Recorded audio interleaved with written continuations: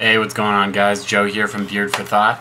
So today I want to talk about marijuana and bodybuilding, mostly because I got the question a lot on my last video, which discussed alcohol and bodybuilding, or just alcohol and muscle building in general. You don't actually have to be a bodybuilder, but the thing about this is, and I keep looking over here because I'm kind of trying to research on my own more about the effects and the kind of studies they've done and things like that, because I know alcohol very well. I have alcoholics in my family, and I've drank for years myself, especially during the period where I wasn't working out.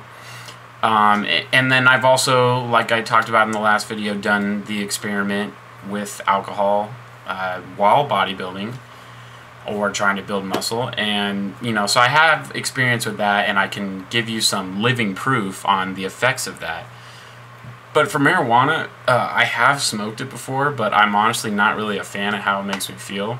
So I've only done it a few times, and so I'm not really sure. It hasn't like personally affected me at all, but from what I'm just kind of reading and things that I've gained over just kind of having friends that smoke, and some of them even lift weights and also try to build muscle, is you know, number one, you're putting smoke in your lungs. That's never a good thing.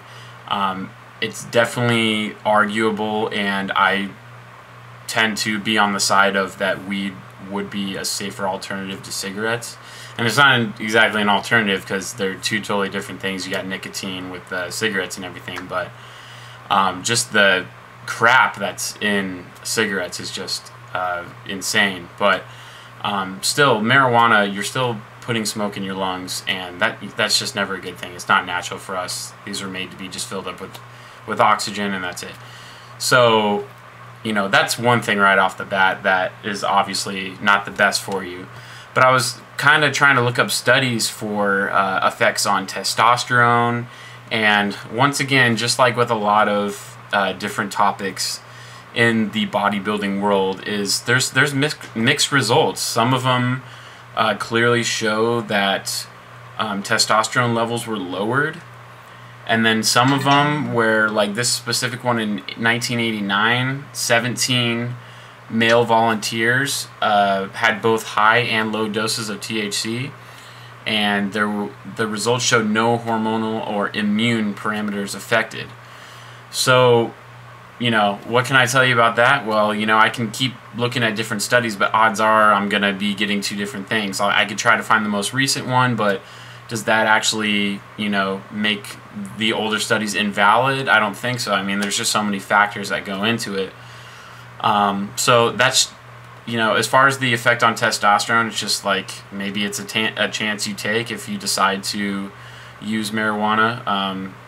And this video in no way is trying to promote it. I'm not exactly against it. I have friends that do it and stuff, and I'm more for the legalization of it so we can tax it and all that good stuff. But personally, it's not my thing. So, but it's mostly just because I really don't like how it makes me feel. But there's tons of different stuff I looked up, like the effect on immune system. Some of them there was an effect, some of them there wasn't. Mentally, obviously, it makes you slower, and you know, time just seems to go by slower, and you're usually, although you tend to concentrate more, and some people actually get some certain things done better, or at least they say, when they're high, but it obviously makes your reactions slower and things like that. So I can't imagine smoking before going to work out would be a good idea or would have any help for you at all, although I wouldn't doubt that some people do it. We already talked about lungs, so just different things. I'm just getting a lot of mixed results as far as my own research, but as far as what I can tell you from my own life experience, it's more of my friend's life experience, I guess, but it's still my experience seeing their experience, if that makes any sense.